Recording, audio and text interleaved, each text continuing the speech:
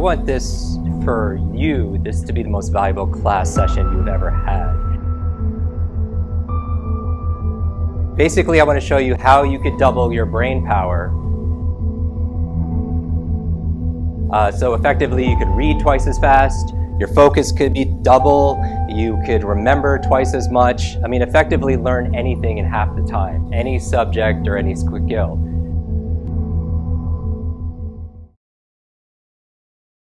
I am going to do this in a way that's a little bit different. I'm going to show you how to hack your brain. And that's the thing, because here's what you want to remember.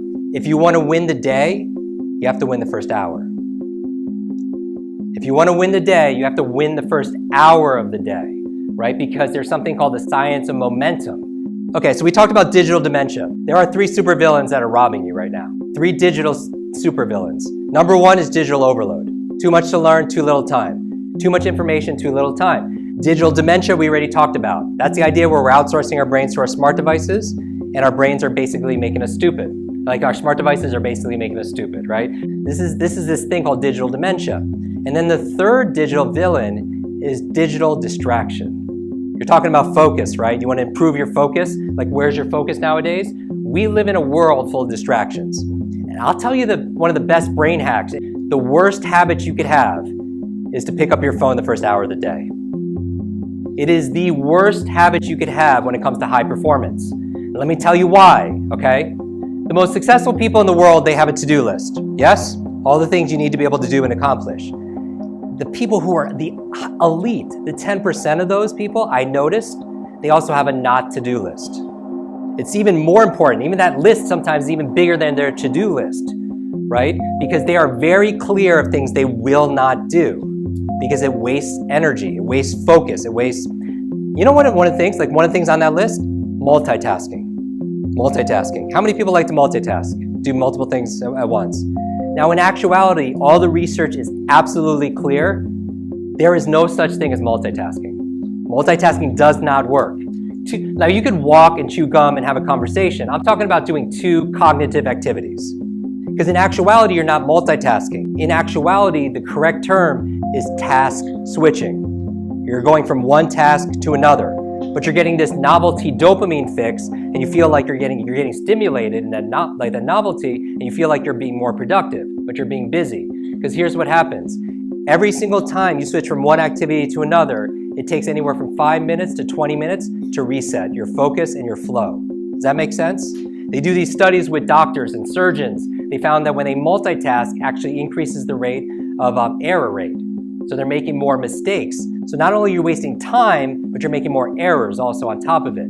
So multitasking is on that not to-do list. But the other thing on that list, when you put this on the list, you'll see big changes, I promise you, is not pick up your phone the first hour of the day. Now, I'll tell you why.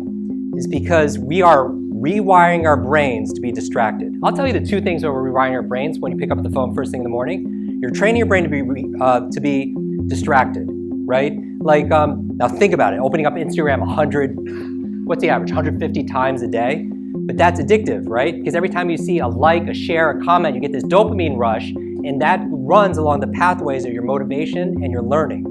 So you're literally learning to be motivated by being triggered like that. So if that's the first thing you're picking up in the morning, you know, shares, comments, likes, cat videos, or whatever it is, then your attention is being pulled everywhere, and you're training your brain to be distracted, and you wonder why you can't concentrate. That our attention span is less than a goldfish right now. That's what they're saying. So here's the thing, whether that's true or not, we get the idea of where things are going. Don't pick up your phone because it's training you to be distracted. I'll tell you the second thing it's training you to do, it's rewiring your brain for, it's training you to be reactive. Right? Not just distracted, it's training you to be reactive.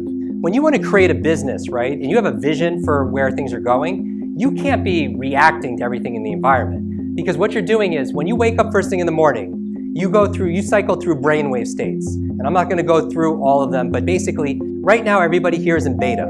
That's the awake state. Delta is when you're asleep. In between are 2 critical states. One is called theta, and one is called alpha. Theta is the state of creativity. So when Einstein was doing all these thought experiments, he would flow in and out of the state right above sleep. Right? He would actually be in his rocking chair at Princeton holding a rock in his hand, and he would do these thought experiments, visualizing himself on a beam of light. But why would he hold the rock? Because if he fell asleep, he would what? He would drop it and wake up because he didn't want to go to delta. Does that make sense? So he wanted to stay in theta. So theta is the state of creativity. You know what puts you in theta? Showers. When you take a shower, how many people when you're taking a shower, you come up with all these ideas in your mind, right? And that's when you're brilliant, right? Like showers put you in a theta state. But that alpha state between theta and beta is the state they call relaxed awareness. Relaxed awareness. This is the state where you just absorb information. It's a hypnotic state that you're in when you meditate. This is the state that you're in of high performance a lot when you get into the zone. Have you been talking to somebody who's watching television and they're in a trance and they honestly don't hear you? Like they're in hypnosis, right? That's an alpha state. TV puts you into alpha state. It's where your conscious mind is set aside and you just absorb information unfiltered, right? So we train people on how to learn languages, how to learn school material by training them to get into an alpha state. Now, you are highly suggestible. So if you're in an alpha state when you first wake up in the morning, alpha theta, and you pick up your phone, you're highly suggestible. It's rewiring your brain to be reactive. If you're a visionary, right, you want to create your day. You want to win the day. Like, why would you look at everybody else's agenda, all the fires you need to fight, and go be in reactive mode? How are you going to be proactive, right? One of my very favorite books of all time is a mentor of mine, Dr. Stephen Covey. He wrote a book called what? 7 Habits of Highly Effective People. If you have not read it, read this book. These are the habits of some of the most highly effective, productive people in the world. And the 7th habit is sharpen the saw. If you have all this wood that you need to cut and you're given like a saw, but it has a dull blade, when would you want to sharpen that saw? In the beginning, right?